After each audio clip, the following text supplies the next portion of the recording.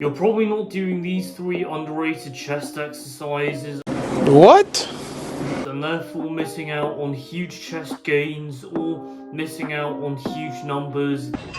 that you could get on the bench press. The least underrated but still pretty underrated out of the three is the incline dumbbell press, and that's going to mainly target your upper chest, which is that which will give you that huge shelf like what Arnold has. And in order to target that, it would be targeted on the incline dumbbell press, and the bench must be angled around 30 degrees or 15 degrees if you prefer. If your upper pecs activate better at that angle, but and what you simply do is you grab a pair of dumbbells and you place them on your knees once you're on the bench, and then you kick them up and you retract your scapula back so that, and then once you're on the bench, once your back is on the bench, and then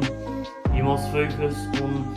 bringing your elbows together at the top and then driving all the way down as far as you can, unless you have some sort of shoulder pain. But go as far down as what you actually can go without any pain, and don't skip that lengthened part unless you actually do feel pain, because if you skip that lengthened part, you're going to miss out on huge chest gains, and it would be a disaster if you miss out on huge upper chest gains especially. And the reality with the incline dumbbell press is it's going to be the movement that will heavily explode your chest up and heavily turbocharge it in terms of size, but it won't just do that, it will also massively increase your numbers on the bench as well, and so do that incline dumbbell press exercise. Just add it into your routine or in your push routine, and then so that your numbers on the bench can go up, and you can get that shelf at the top. Next, out of the more underrated out of the three are deficit push-ups, and again, if you are feeling pain by going at a certain range of motion on there, just only go to the point where you don't feel any pain. However, if you do not feel a single bit of pain, then it would be better to use a full range of motion on a push-up. And a normal push-up, you can't go as far down as you'd like, and so the best thing what you can do is to add plates on both sides of your hand,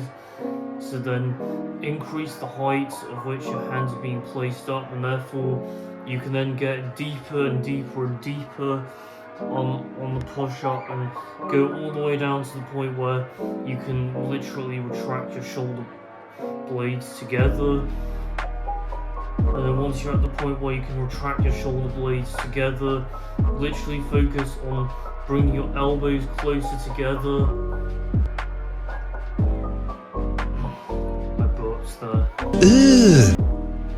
Focus on bringing your elbows closer together on every single rep, and then you're not skipping that lengthened part of the range of motion for push-ups, and because the lengthened part for any exercise is probably the most important, and the reason being though is just because that is where the best gains are made. And finally, the most underrated out of them all would be the flat machine press, or any machine press ever at the gym. And so many people honestly hate on this machine, and I don't know why. Maybe it's just because of the fact that they seem like they operate under this ideology that free weights are better than machines, and yet they can't give a non-emotional based reason as to why that is. And well, the reality is though, is I also use free weights, but I also use machines as well. And the reality behind either of them is neither is better for stimulating growth or stimulating muscle hypertrophy, as the muscle fibers, they don't know as to whether they are being trained with either a machine or with a free weight. All they know is how much tension is being placed on them, but the difference is that with the machine, you don't have to focus on stabilizing the weight whatsoever, and you can put all your brain power onto the target muscle and taking the target muscle, i.e. your chest, to complete failure. And so in that case, machines aren't going to be a better exercise to use, and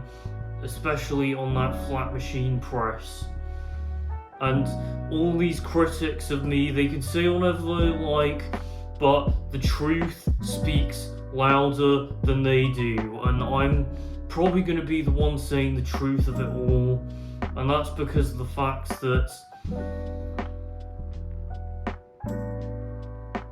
machines don't require as much focus to stabilize, and so therefore you can put your brain power onto training the target muscle to failure, and I am being repetitive there,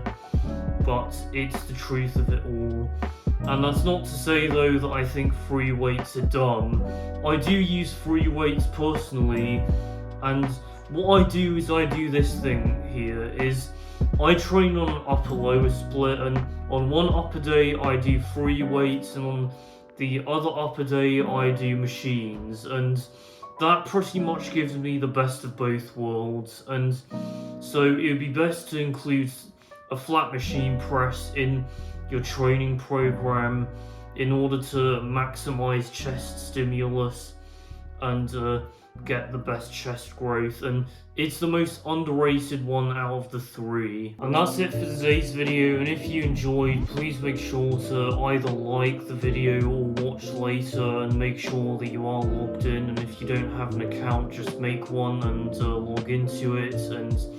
either like later or watch, either like this video or watch later, so that you can reiterate over what I just said in the video, and subscribe, and also make sure you're logged in to your account as well, so that you can no longer get a single bit of BS like this.